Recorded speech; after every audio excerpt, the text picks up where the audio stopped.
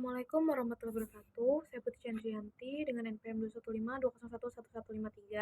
Di sini saya ingin mempresentasikan tugas akhir dari mata kuliah Etika Profesi Hukum yang berjudul Etika Profesi Kehakiman Antara Norma dan Realitas Penegakan Hukum.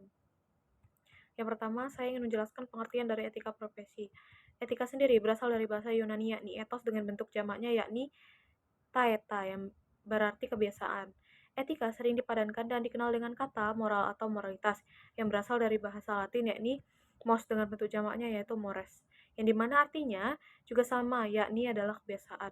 Kemudian Sumaryono mengemukakan makna dari etika yakni menurut beliau etika berasal dari bahasa Yunani yakni ethos yang memiliki arti yakni adat istiadat yang baik. Profesi hukum merupakan suatu pekerjaan yang dilakukan oleh secara profesional dan berkaitan dengan hukum, di mana dalam mendapatkan izin untuk menjalankan profesi hukum haruslah menempuh pendidikan khusus sesuai dengan jurusan atau konsentrasi profesi yang dipilih atau diminati. Karena di dalam profesi hukum sendiri terdapat beberapa macam pekerjaan. Dan secara garis besar yang saya bisa simpulkan, pengertian dari etika profesi adalah suatu sistem nilai yang menjadi pegangan bagi para profesional dalam menjalankan tugasnya. Etika profesi ini bertujuan untuk membimbing dan mengarahkan para profesional dalam berperilaku, dalam bertindak secara etis dan bertanggung jawab. Nah, hakim adalah pilar penting dari sistem peradilan. Keputusan hakim memiliki dampak yang sangat signifikan terhadap kehidupan masyarakat. Oleh karena itu, hakim dituntut untuk memiliki integritas dan moralitas yang sangat tinggi.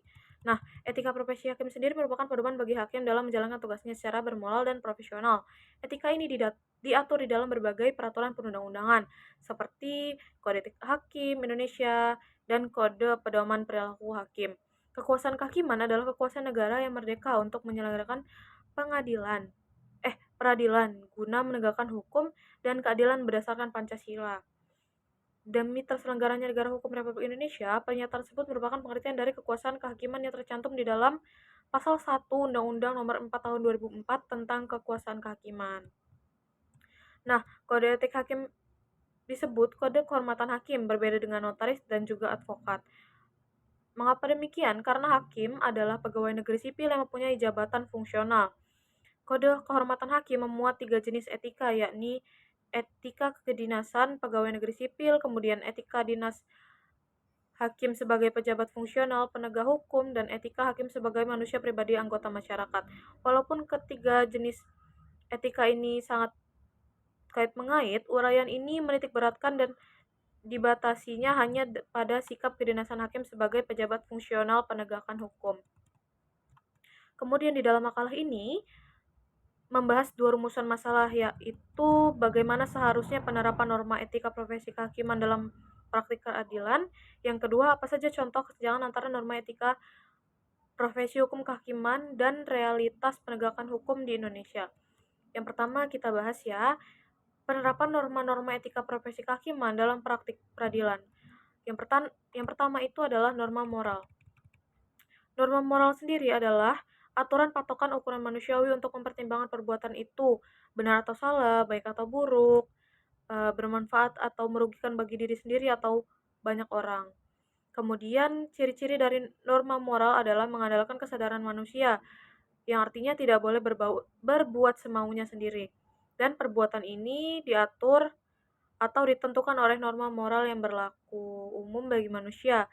Norma moral selalu bersifat terapan, yang artinya langsung dapat digunakan untuk menilai perbuatan yang masuk ke dalam norma. Ini adalah norma kesusilaan, norma hukum, dan norma agama. Nah, kode etik adalah norma dan asas yang diterima oleh kelompok atau tim tertentu sebagai tingkah laku. Etika profesi seorang hakim yaitu bersifat universal, terdapat di negara maupun di seluruh dunia dan mengatur tentang nilai dan moral. Nah, seorang hakim itu harus menaati semua kaedah-kaedah yang ada dan aturan-aturan yang berlaku yang seharusnya dipegang teguh oleh seorang hakim di dalam menjalani profesi seorang hakim. Yang dimaksud dengan kode etik seorang hakim ialah aturan yang tertulis yang harus dipedomi oleh setiap hakim di Indonesia dalam melaksanakan tugas profesi sebagai seorang hakim. Nah, tugas dan wewenang Komisi Kehormatan Profesi Hakim adalah yang pertama, Komisi Kehormatan Profesi hakim mempunyai tugas yakni memberikan pembinaan kepada anggota untuk selalu menjunjung tinggi kode etik. Nah, yang kedua meneliti dan memeriksa laporan atau pengaduan dari masyarakat atas tingkah laku dari para anggota IKHI dan memberikan nasihat dan peringatan kepada anggota dalam hal anggota yang bersangkutan menunjukkan tanda-tanda pelanggaran kode etik. Nah, B. Komisi Kehormatan Profesi Hakim yang berwenang memanggil anggota untuk didengar keterangannya sehubungan dengan adanya pengaduan dan juga laporan, dan memberikan rekomendasi atas hasil pemeriksaan terhadap anggota yang melanggar kode etik, dan merekomendasikan untuk merehabilitasi anggota yang tidak terbukti salah. Nah, pentingnya penerapan norma etika ini adalah untuk meningkatkan kepercayaan masyarakat terhadap peradilan. Yang pertama, itu ketika hakim menjunjung tinggi nilai-nilai etika, masyarakat akan lebih percaya dengan peradilan dan yakin bahwa mereka akan mendapatkan keadilan.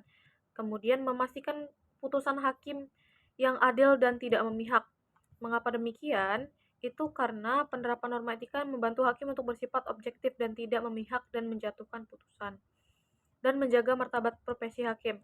Hakim yang berintegritas dan menjunjung tinggi profesi hakim akan menjaga martabat dan profesi mereka dan meningkatkan citra peradilan di masyarakat.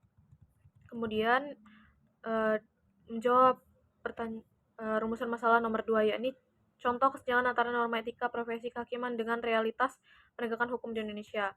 Nah, berikut ini beberapa contoh kesenjangan antara norma etika profesi hukum kehakiman dengan realitas penegakan hukum di Indonesia. Yang pertama, independensi dan netralitas. Norma etika profesi kehakiman mewajibkan hakim untuk independen dan netral dalam menjalankan tugasnya. Namun pada realitasnya, masih banyak hakim yang diintervensi karena pihak-pihak tertentu, seperti eksekutif, legislatif, dan pengusaha. Intervensi ini dapat berupa suap, terus tekanan atau ancaman. Hal ini tentu saja dapat mempengaruhi putusan hakim dan mencederai rasa keadilan masyarakat. Kemudian yang kedua, profesionalisme dan integritas. Yang mana norma etika profesi kehakiman mewajibkan hakim untuk profesional dan berintegritas tinggi, namun realitasnya masih banyak sekali hakim yang melakukan pelanggaran dalam kode etik seperti korupsi, nepotisme, dan plagiarisme. Kemudian ada akuntabilitas dan transparansi.